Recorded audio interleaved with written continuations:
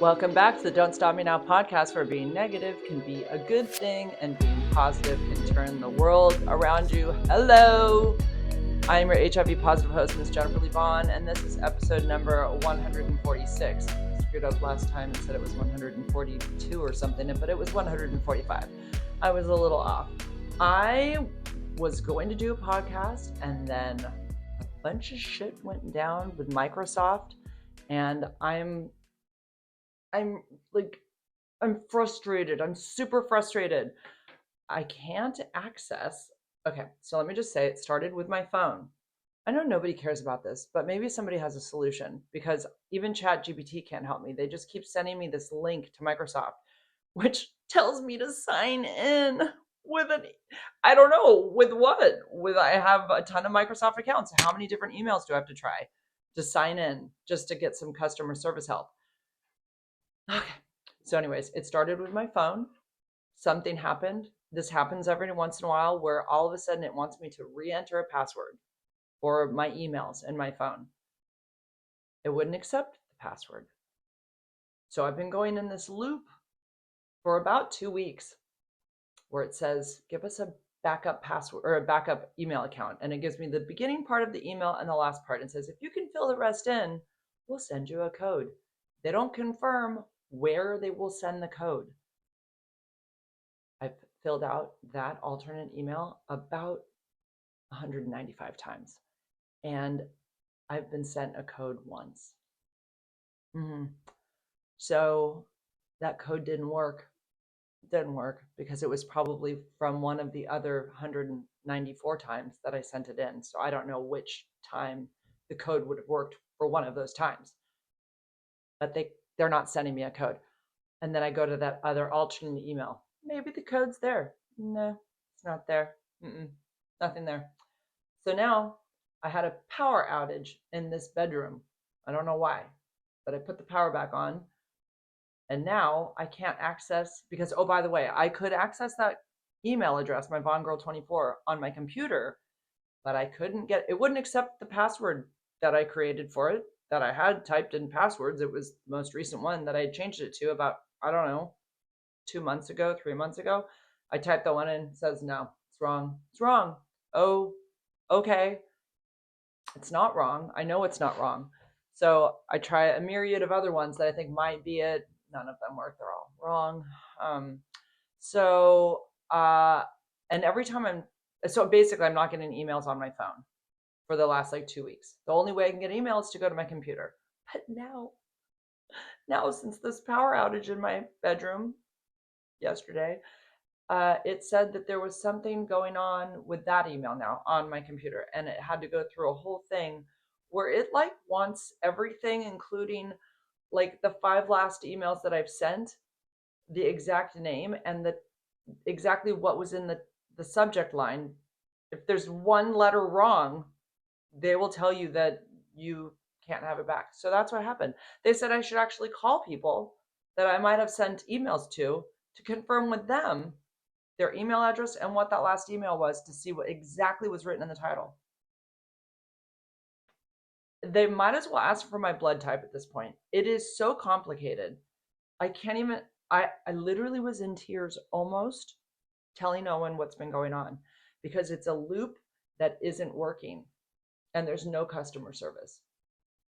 And I've lost my mind.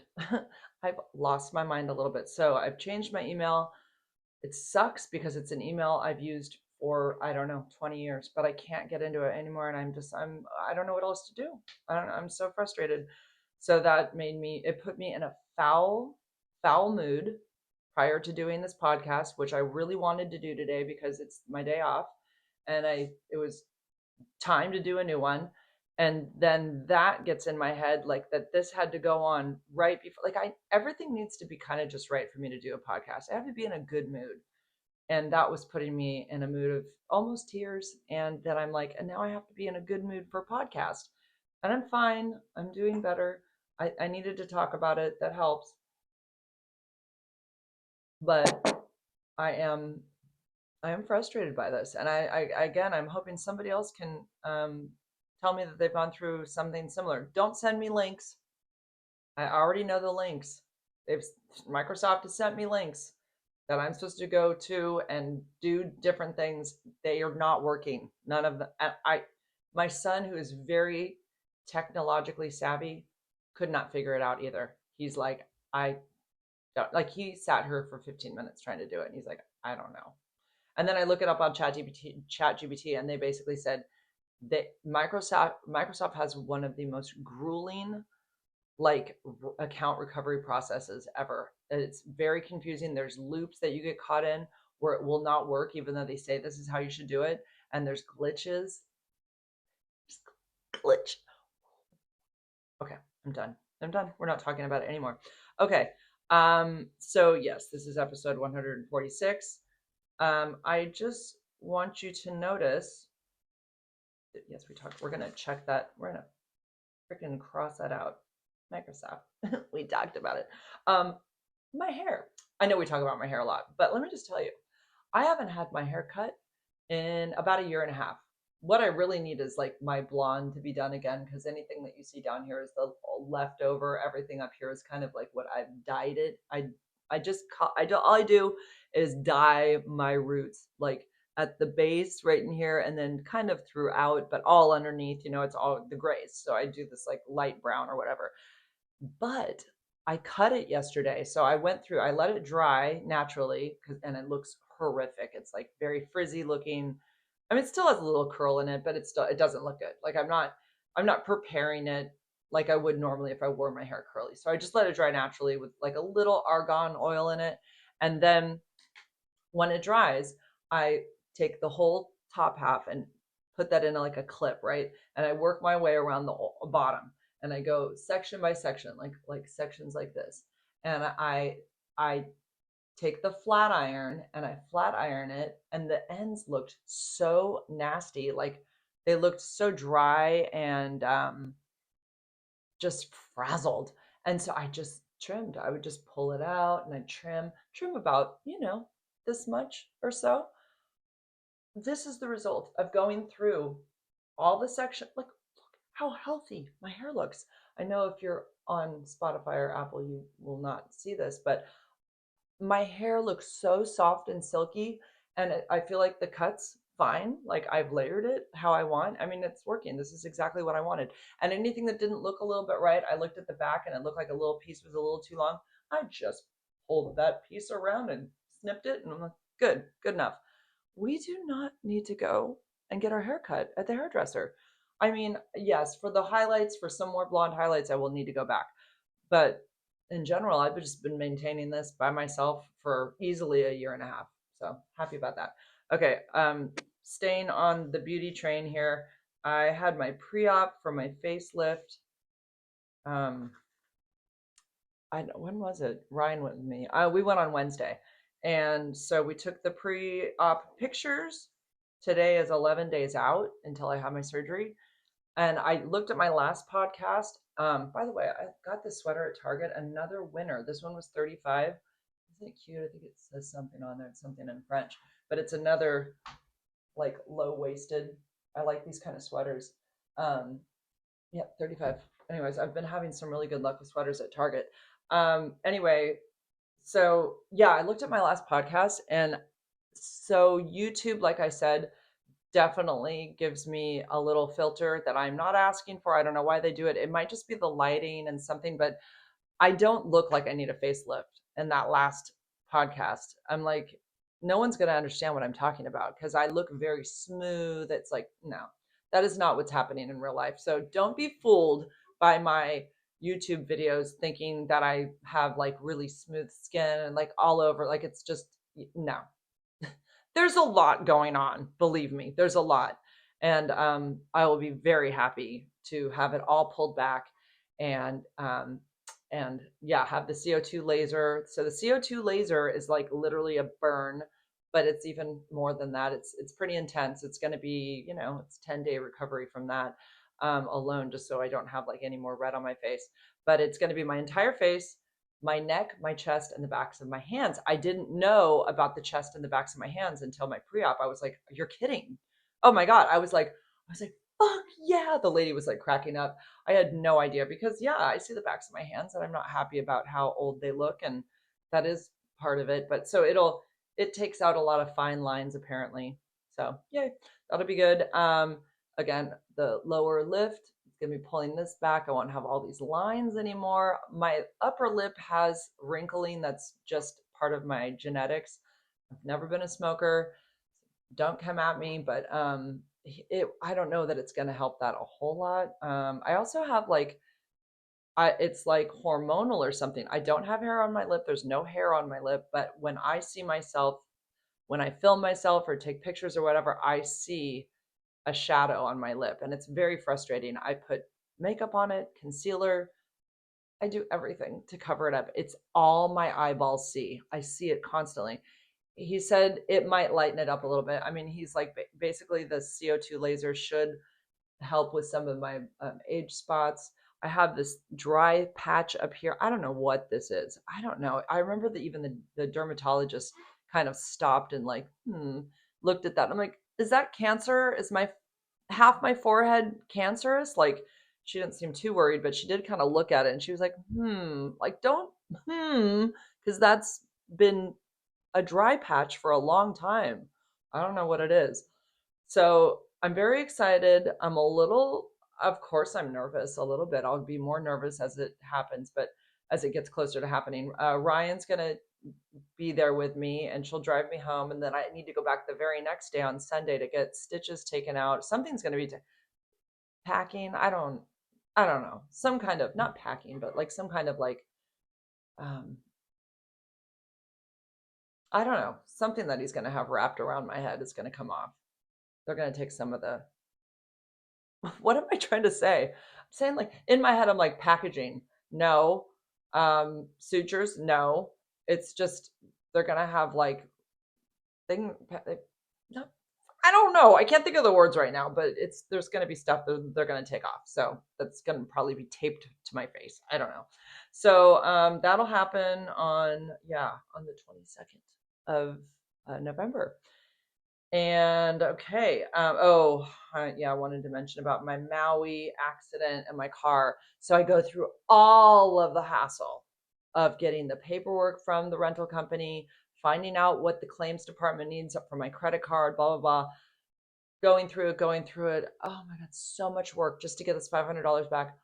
I read in the fine print that my credit card company does not cover car rental damages if it's an antique.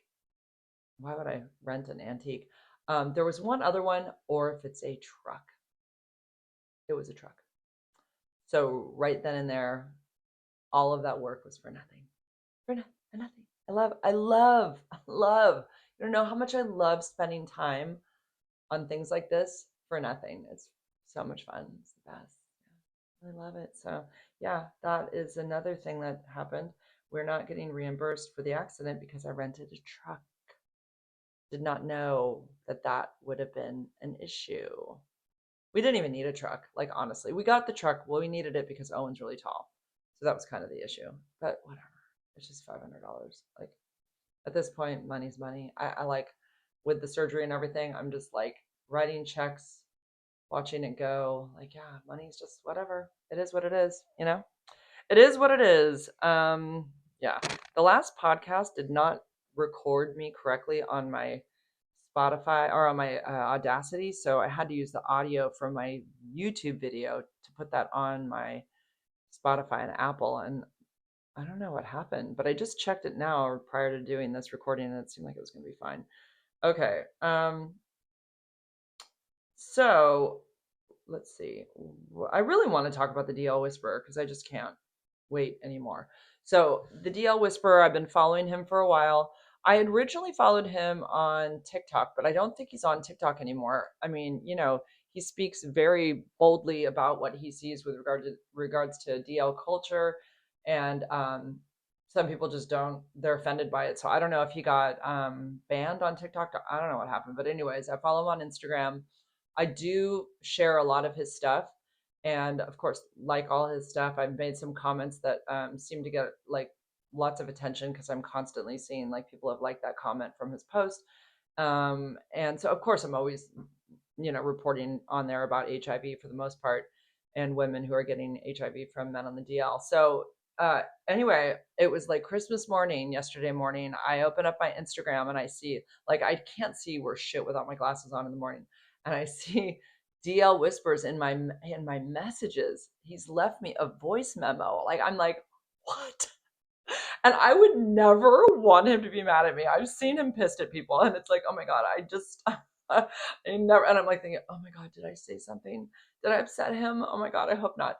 So, anyways, so nice. So nice. So he said, he's like, I saw your video. He said something like somebody had sent it to him.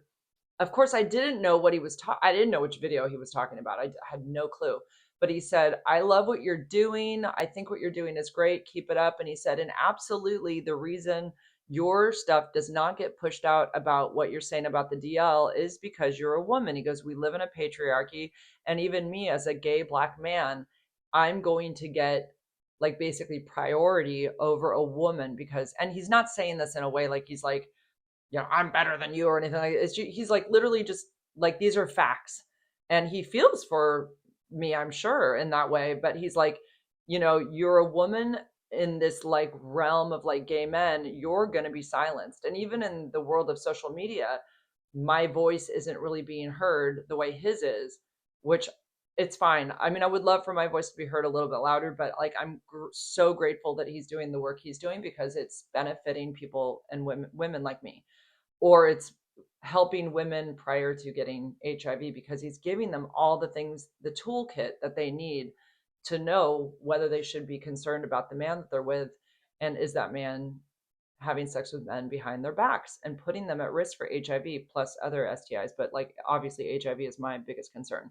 So anyways, he was just basically saying, yeah, I mean, it's because you're a woman, but he said we should collab. And then later that day, so I left him all these voice memos because I was out of my mind excited to hear from him. And so later on that day I had checked my YouTube comments, and that's where he had seen my video because he commented on it. And he said, I don't remember exactly what he said, just something like, you're doing a great job or something like that. And I love what you're doing and we should collab. And so I'm really hoping that that does happen. I would love for that to happen. Like, it would just be the best because I don't know. I would love to know if he knows if there's any other women that are talking about it like I am, and he is. Um, I mean, he is doing it. He's doing a service for women. He is. He is doing a service because he's he's on the inside of this. He's in the know because he's been with DL men. So he knows exactly what to look for because he has been with these men. So he knows. I don't know whether he is anymore or not. But I know he has plenty of lived experience and he can share that insight with women, which is like so helpful. And I was telling him it's so insane. It was in my last podcast too, but that like people really are understanding. Like women seem to really know because they'll come to me for questions and they'll say, I don't know if he's on the DL or not. Or in comments, they'll say, I've been worried about this, but I don't know if they're on the DL. I guarantee less than 2 years ago, no one knew to even say that. No women were saying, I don't know if he's on the DL. They didn't even know what that term was. I mean, I've been saying for a long time that term is on Grindr. They give men that option to use that term. When all that shit went down in 2024, June of 2024, which has only been a year and a half, I got so much crap for saying down low. And I said, like, as if I came up with the term, and I was like pointing out to these gay men who were attacking me, like, that's a term that they're allowed to use on Grindr, the app that you guys use. Like, why are you coming down on me for men using that term? The CDC tries to be really careful by saying other men who sleep with men, which is bullshit.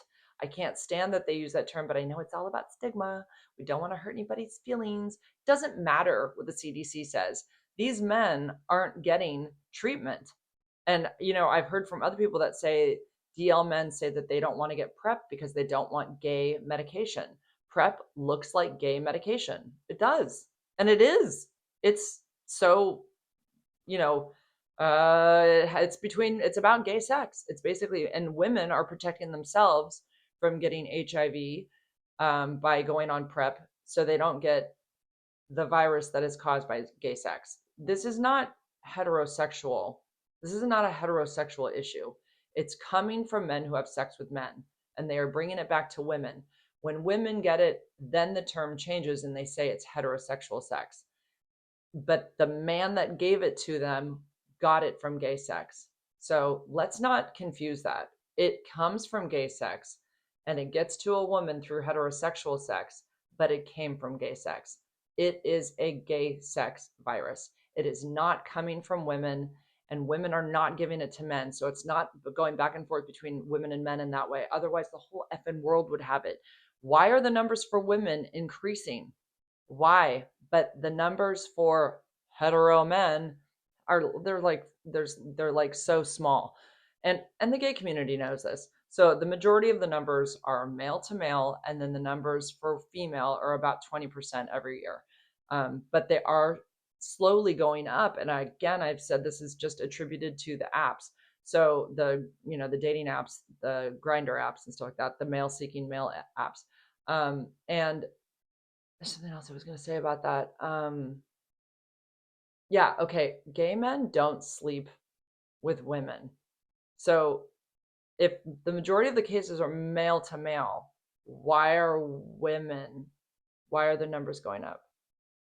Who's giving that to them? Why aren't they addressing that? They're not addressing it. They are not addressing how women are getting this. They're not clarifying that those men that gave it to those women got it from a man because they are protecting because it's a patriarchy, because they protect the gay community. They do not care about women. They do not in any way give women empathy when they come in and they have a brand new diagnosis. There's no like, I'm sorry this happened to you. They know where these women are getting it from, and they just treat us like everybody else. We're lumped in with the gay community. Now we're just another person with HIV. Okay, enough with that rant. But anyways, DL Whisperer, love him, follow him. He is on YouTube as well, and hopefully he and I will. I don't know what we can do together. I can't even do a live. I've been banned from lives on Instagram. I can't make money on Instagram. It's been like that for 2 years. There's like a glitch. I've like written to them. They just ignore me. Nothing's changed. Like it doesn't matter what I do. Nothing's there's like it's like the option that comes up. I select it and then nothing happens. I don't know. It's hard to explain, but there's just nothing's changed on Instagram in at least 2 years. I'm in big trouble with them apparently. I don't even know why. But I can do lives on YouTube, so that's good. Don't know if there was anything more I wanted to say. I feel like there was something more I wanted to say on that, but it might just be repeat stuff. Okay, so I did want to say, oh, well, kind of, yeah. Okay, so if you guys have seen the video from Gold's Gym, there's a black woman named Trish. She's a lesbian, or should I say a gay woman? She calls herself a lesbian.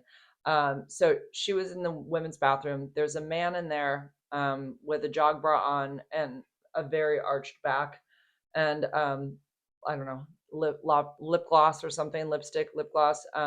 Nothing else about him was feminine. It doesn't matter. He has a dick. So he shouldn't be in the women's restroom. So he had been apparently a little bit inappropriate. We don't have that on video, but she did film him in there.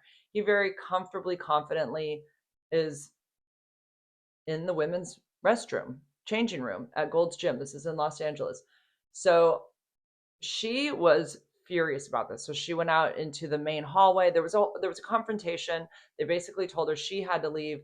They took her membership away, and then she made a big like announcement in the middle of the lobby that there is a man in the women's restroom. There should be no men in the women's restroom with big dicks. Obviously, she said that. I kind of love that. And that we need safe spaces. So she's really, well, it was awful. They took her membership away, but apparently they took his away too. But he confidently just walked right back into the women's restroom. Anyways, the whole thing made me so mad. And I'm just over it. I'm over this lunacy of men thinking they're women. I'm done. I'm done with this shit. you're either man or you're a woman. If you want to be a woman and wear a dress and have lipstick on, that's fine. You're still not a woman. It doesn't matter how many surgeries you have. It doesn't matter how much hormones you put in you. It doesn't matter that you expect people to say she and her to you. It doesn't matter if you call yourself Sally or whatever. You're still a man. Your chromosomes are still XY. You're still a man. And you need to get out of our bathrooms. So, and our spaces, like in general. And of course, who's pushing this on this? Who's pushing this on us? It's men. Those are men. Those are men that they feel that they need to be in our spaces. So, like, we're just the women that were okay with this, who are all for trans rights. Are do you not see what you're supporting? You've left your own kind, your own gender in the dust, and you're supporting men. It's all about men. Everything is about men. So this is like one of the last straws. And I'm so glad that this woman stood up for all of us. And every woman should be standing up for this and saying, we've had enough. We're done with men being in our spaces. We're done with this mental illness of theirs. It's a mental illness. And you know what? I had to go to USCAH or whatever it is, United States Conference on, now it's HIV and AIDS. Anyways, it was USCA, now it's USCHA. That's what it is. And I went there in 2018 in Florida for the trans experience. And I was very sympathetic to them and all of their stories. And I did lots of interviews. But at the same time, I felt a little conflicted, especially with my group of women who are HIV positive. It's my secret private group through Facebook. And I was conflicted on allowing trans women into the group. There are a couple in there at the moment. There was a big upset at one point a few years ago, probably more than that, maybe like 4 years ago, where some of the women realized that some of the women in the group were trans women. And those women were very upset. There was a lot of arguing within, the messages on the group, and people left. And they said, women left. They said, I'm not going to be a part of this. And I was stuck in the middle. I didn't know what to do. Like, what is the right thing to do? And I reached out to some different organizations. I think the Well Project was one of them. And they, by the way, include everybody. So if you're part of the Well Project and you're a woman, you're also going to be going to meetings with men with dresses on who got HIV through gay sex. And they're going to make you feel like you're the same, but you're not. If you're a woman living with HIV, more than likely you got it. You were tricked. You thought you were with a man who was totally hetero. The majority of the women that I see who have HIV have been tricked.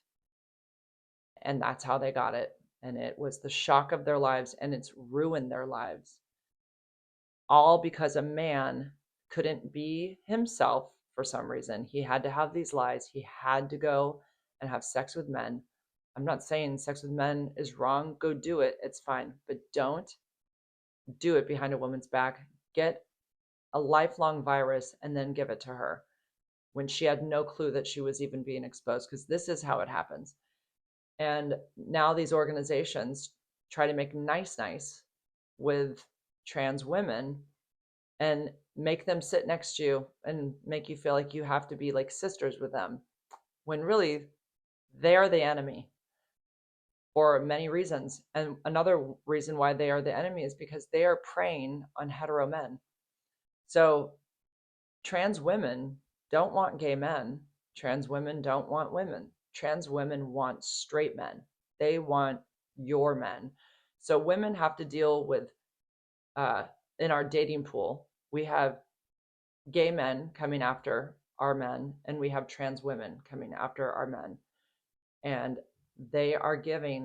those two groups are giving our men HIV, and they are bringing it back to women. Other women are not. If a man has sex with another woman, I'm saying if like he cheats.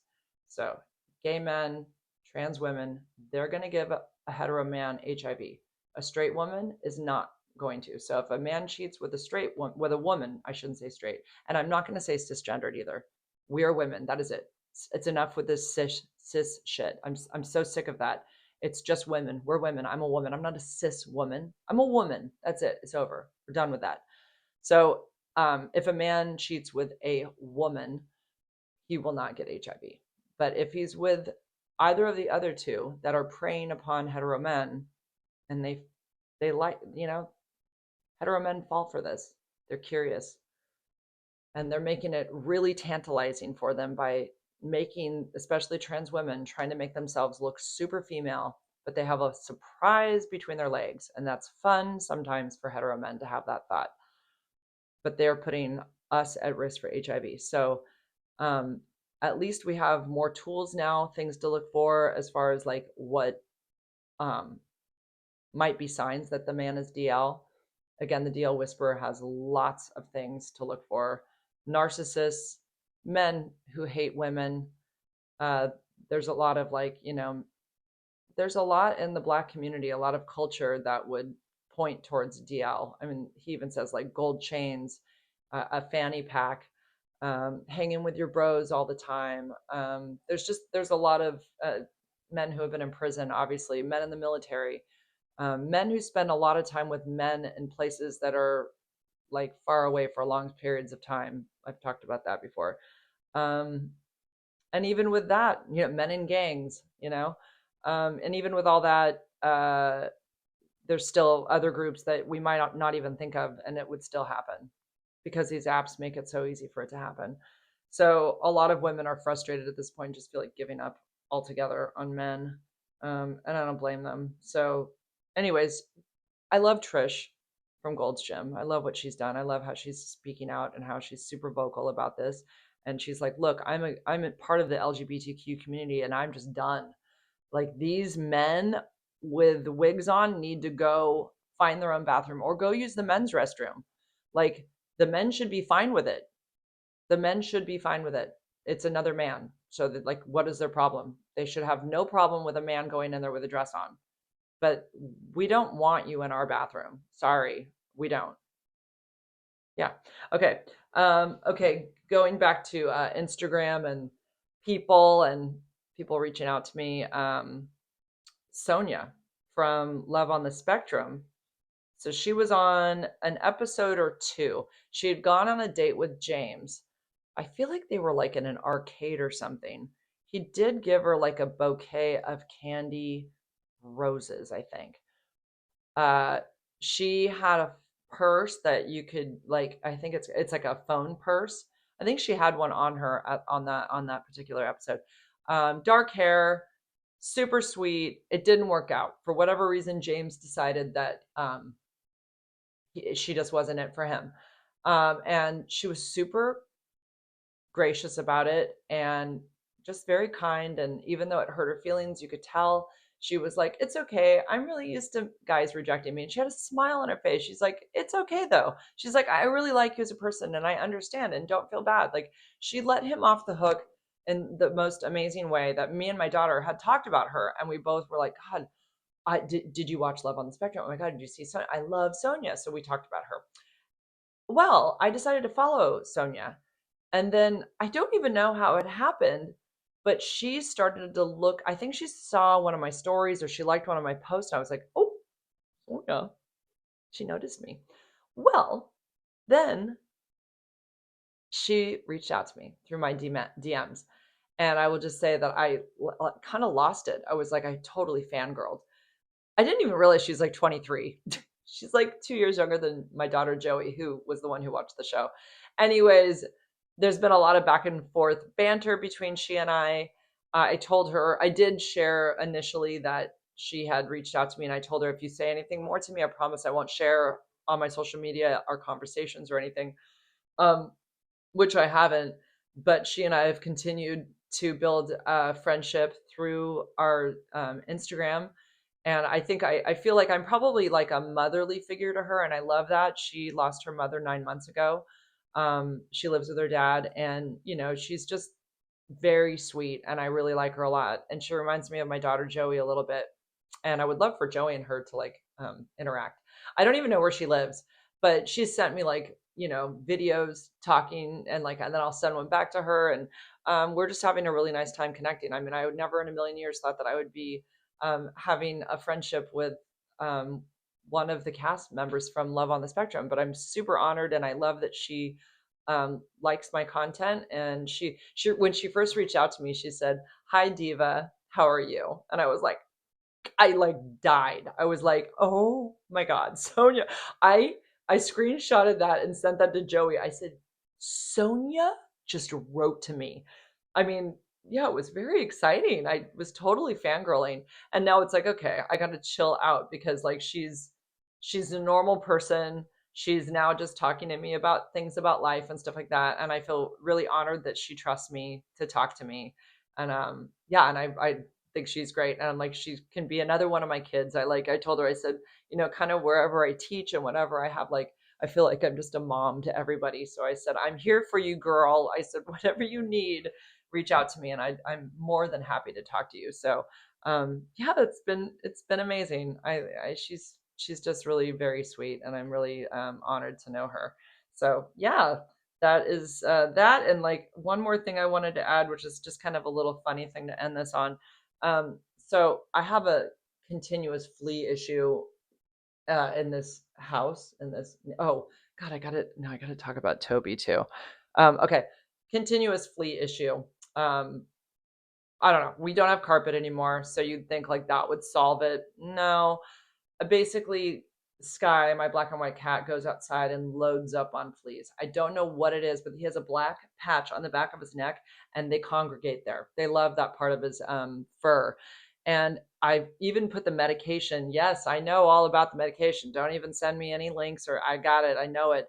I have to get a prescription for the specific kind of medication that I get for them.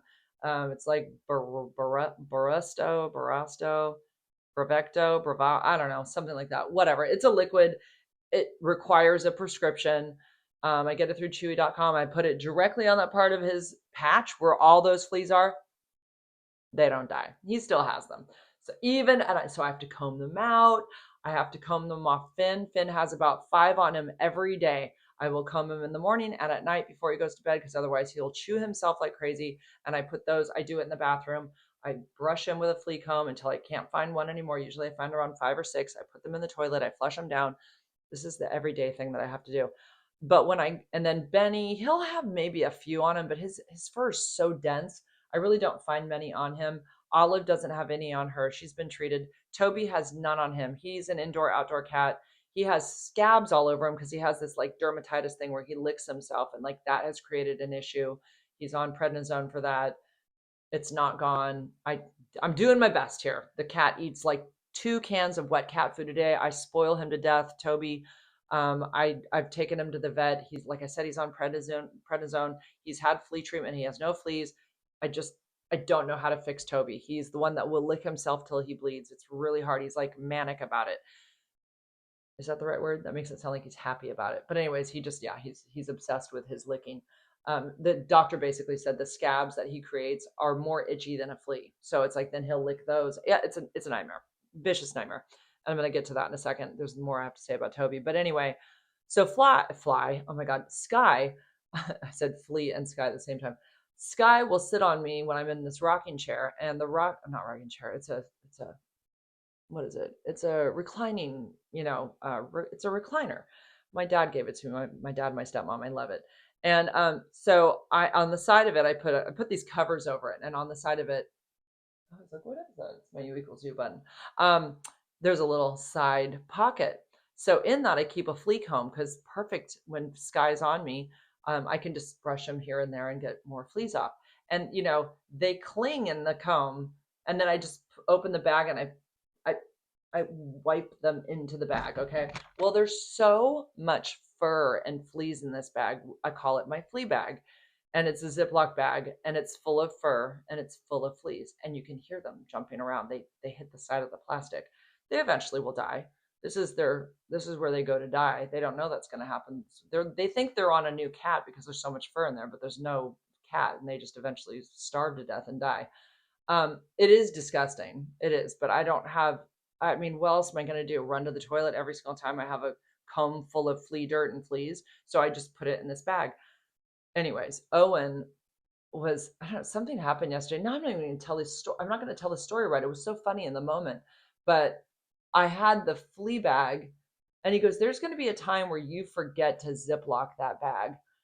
And I'm like, I said it's like an atomic bomb. Like literally there's so many fleas in there. I said, can you imagine?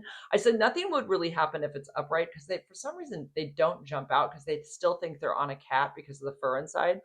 So they kind of, but if it was on its side, they would eventually jump out and it'd be a big problem. There would be so many fleas in my house. There's hundreds in this bag. And I cracked up when I said it's like an atomic bomb. And then we were like riffing off each other with that joke. And oh my God, we were laughing so hard. And he said, what if in the middle of the night I opened the bag of fleas on, put it on your head? I mean, I said, that would be the best prank ever. Like the grossest, but can you imagine like doing that as a prank, dumping a bag of fleas on someone's head?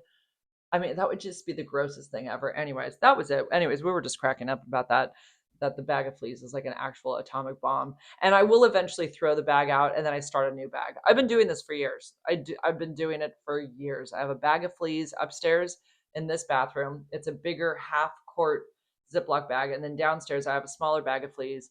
That's like a sandwich sized bag of fleas.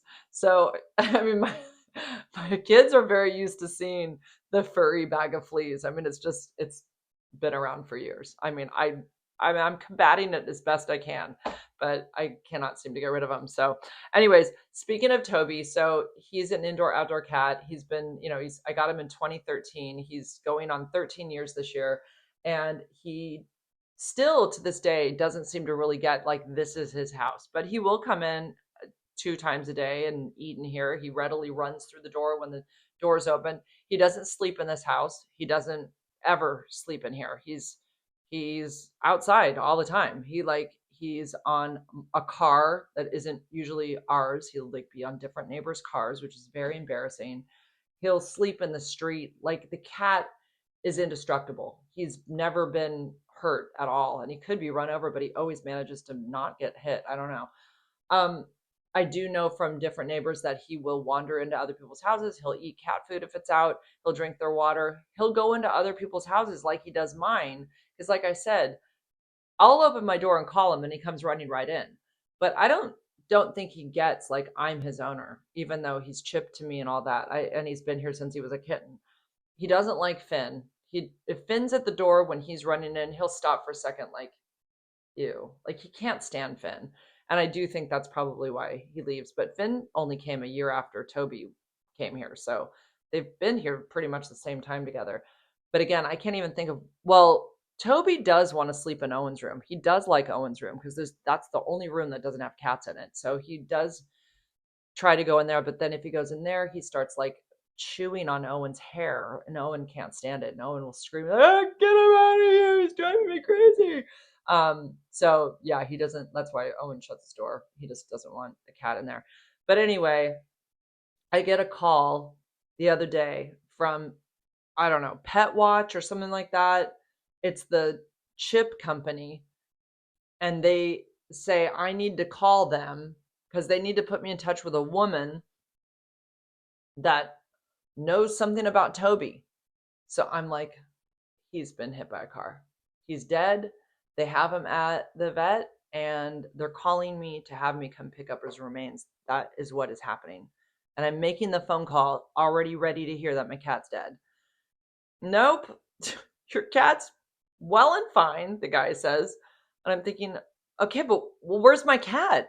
So he goes, you need to call Heidi at the something dog rescue. I don't know. It was a 408 number, which is like San Jose. So I don't know why Heidi was the middle person. She was like the middleman. Well, a neighbor of mine, I guess, feeds Toby. Yeah, if you feed him, he's gonna come back. Like, I don't know who the neighbor is. I never found out, but I talked to Heidi. She said, okay, so you have a neighbor who didn't know she was gonna find a home for him, but she had the scan done on his chip, and then that's why you were notified.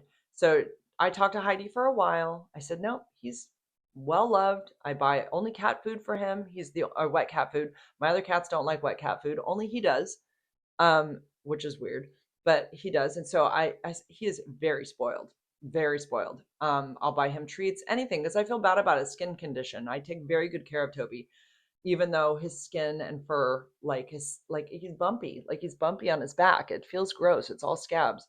So yeah, he doesn't look great. He doesn't feel great, but I'm doing my best. I am like doing my best. I do love him, and I definitely make sure that he gets all the wet cat food he needs. It's the least I can do. So, anyways, I explain all that to Heidi. She gives me a slight lecture about him being an outdoor cat, but then backtracks and says, I know, like some cats just go. It's like, Heidi, I don't need a lecture. I want my cat back. Where is he? So she says, okay, well, if the woman that has him wants your number, can she have it and contact you? I said, yes. What? I don't care. Whatever. Fine. So I hang up with Heidi. 10 minutes later, I open up my front door. I called Toby, and I realized I had not seen him at all that day. And this was now 5 o'clock at night. I open my front door. He comes running in. So that woman got the phone call and let him out. And I also told Heidi to tell her that she doesn't need to feed him, that he's being fed. And he does eat ravenously when he eats. He does that at my house too, even though I feed him 2 cans of wet cat food a day. And he's a skinny cat. So they had come to the realization that he looked like a healthy cat, or that he was being somewhat taken care of. Somewhat. No, he's being taken care of. He also eats dry food in my house too. And he eats ravenously. Maybe he's got, I don't know. Maybe I need to have him checked for some kind of worm or something. Maybe that's an issue. I don't know. But he has been to the vet, and like he doesn't have any worms coming out of his butt. I know that's for sure. I've not seen that at all. He doesn't have tapeworm. So I'll have to look it up and see if there's another possible worm that's causing him to eat the way he does. He does eat. He definitely eats. I have no idea where he poops. Oh my God. I hope he's not pooping, and he's probably pooping in other people's backyards. I have no idea. He doesn't poop in my backyard. I don't know where he goes, but he doesn't use a litter box at my house. So sorry for any neighbors that are having his poo in the backyard or wherever. But anyways, yeah, that's it. So I got my cat back, and he wasn't dead. That was good news. Okay, I'm gonna wrap it up. Happy Veterans Day. I don't know that I'll be back before my surgery. Probably not. So take it in. This is me prior to my surgery. This is my old face. My old face. I may not come back until all the swelling's gone. I don't know. I might do a podcast once the swelling's gone somewhat, but I'm still very red. I might. It's possible. If you want to see any of the results, I say watch me on TikTok. I will be doing updates on there for sure. I'll be doing updates on my Instagram as well. So, yeah, that's about it. All right, guys. That's it for now. Love you all. See you soon. Bye.